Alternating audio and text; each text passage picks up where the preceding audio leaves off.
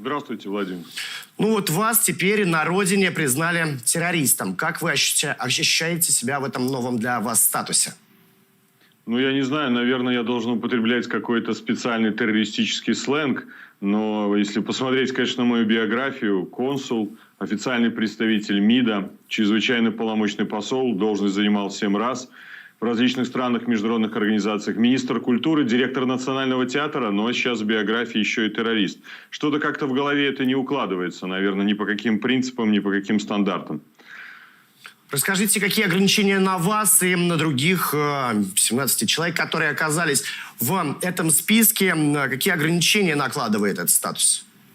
Ну, прежде всего, той информации, которая располагается с открытых источников, с сайта Комитета государственной безопасности, то, что было передано официальными властями. Официальные власти планируют подать запрос генеральным прокуратурам Литвы и Польши о выдаче, если касательно Светланы Тихановской и меня, белорусским властям. Но какое решение примут польские власти, это решение польских властей. Ну, вы можете оказаться в списке Интерпола, например?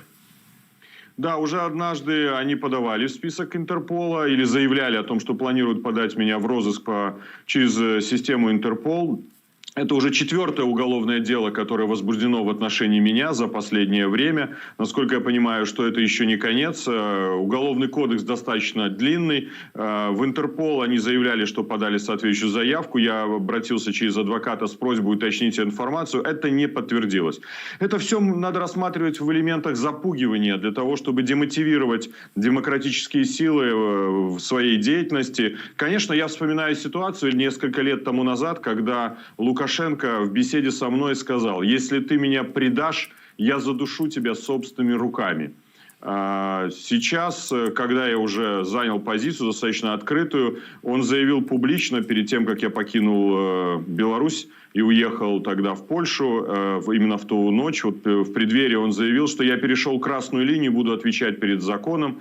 3 статьи Уголовного кодекса, одна из которых предполагает высшую меру наказания по части 3, но это еще не было заявлено. Сегодня уже, вернее, вчера была заявлена уже 4-я статья Уголовного кодекса, часть 3, 289 статьи Уголовного кодекса, как раз которая и предполагает высшую меру наказания.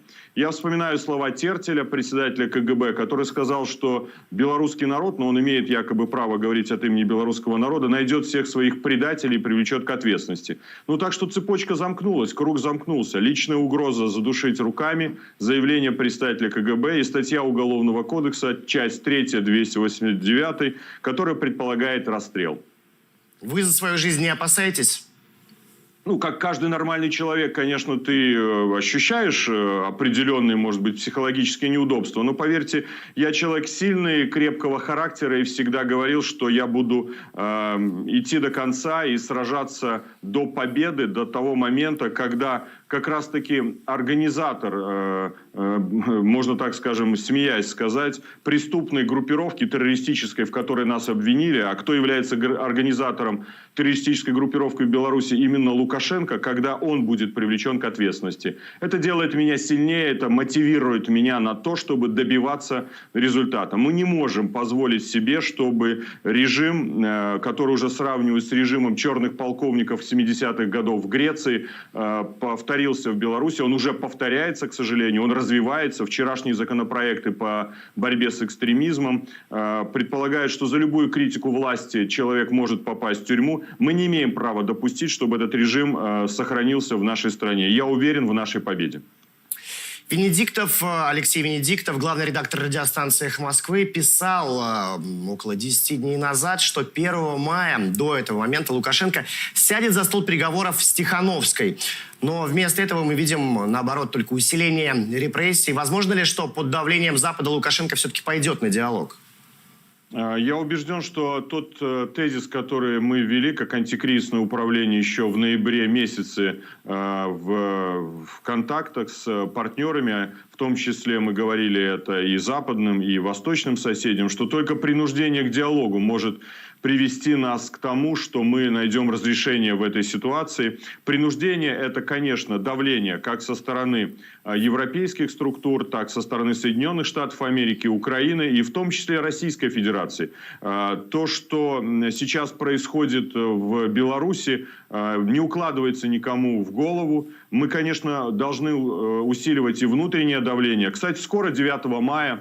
И я думаю, 9 мая у нас есть действительно уникальная возможность на легальном, разрешенном властями мероприятии показать, кто реально является победителем, кто является детьми тех, кто сражался вместе с россиянами, русским народом, вместе с народами других государств. То, что нас объединяет с вами, это борьба с фашизмом и нацизмом, который творится сейчас на территории Беларуси. И нам не надо приглашения Лукашенко. Мы, если захотим, его пригласим, потому что мы, белорусы, мы имеем право вместе отметить этот праздник, вместе с россиянами. Я очень надеюсь, что как раз-таки и Россия, и руководство России даст очень четкую оценку по этому. Позволит ли Лукашенко 9 мая белорусам отпраздновать этот праздник в Беларуси, или он начнет задерживать и пачками вбрасывать в тюрьмы белорусов. Тогда очень четко будет все расставлено по местам. Я очень рассчитываю на соответствующую оценку руководства Российской Федерации. Правильно ли я понимаю, что следующую массовую акцию вы планируете именно на это число, когда мы отмечаем День Победы? Я говорю, что именно этот день является очень важным для белорусов, для нашей исторической памяти. Для меня лично этот день наиболее важный для моей семьи, в моей биографии. Я всегда ставил его выше всех других праздников, и как дипломат, и как просто гражданин, как человек. Я воспитан на книгах военной тематики, военно-патриотической тематики. Поэтому это очень важный день для нас, всех, для белорусов. Он имеет соответствующее название – День Победы над фашизмом. Поэтому мы должны очень четко показать, кто действительно победил в той ужасной войне. Вместе россияне, русские, белорусы, представители многих европейских народов. Это то, что нас объединяет, то, что нашей ценностью является. А если кто-то этому позволит противодействовать, ну тогда он реально покажет, что он является фашистом и нацистом. Но будет странно, если в такой светлый праздник действительно на улицах Минска или других белорусских городов будет происходить задержание тех людей, которые вышли для того, чтобы, может быть, отметить этот праздник, может быть, показать свою гражданскую позицию. А нашим флагом, Владимир, может быть в данном случае наш голос.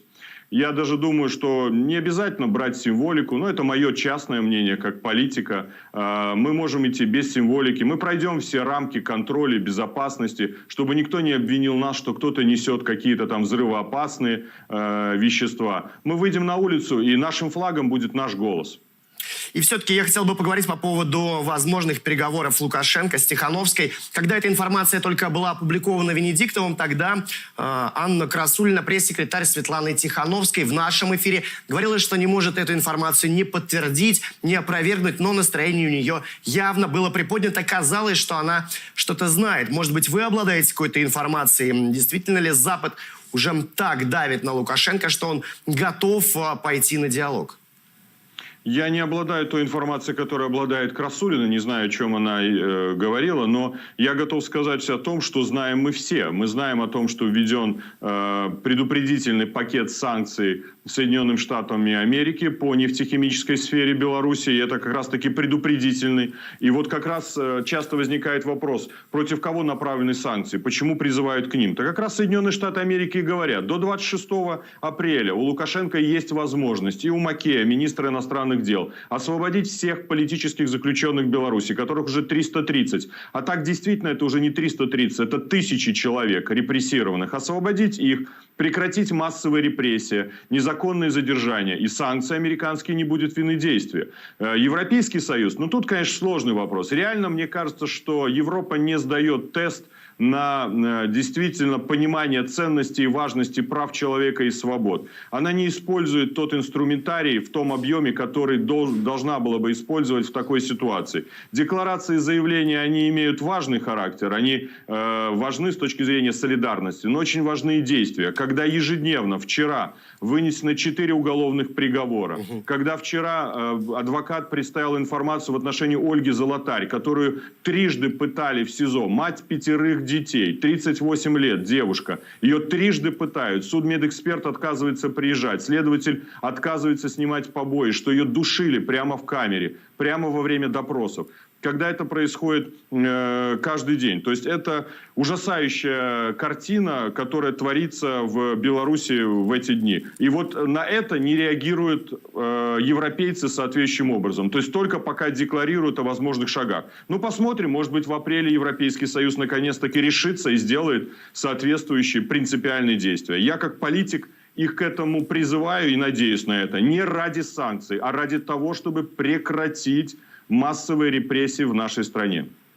Спасибо. Я благодарю Павла Латушко, члена Президиума Координационного совета белорусской оппозиции, теперь еще и террорист. Именно таким признали его белорусские власти, обсудили с ним и продолжающиеся репрессии, и готовящуюся на 9 мая акцию, в которой примет участие в том числе и белорусская оппозиция.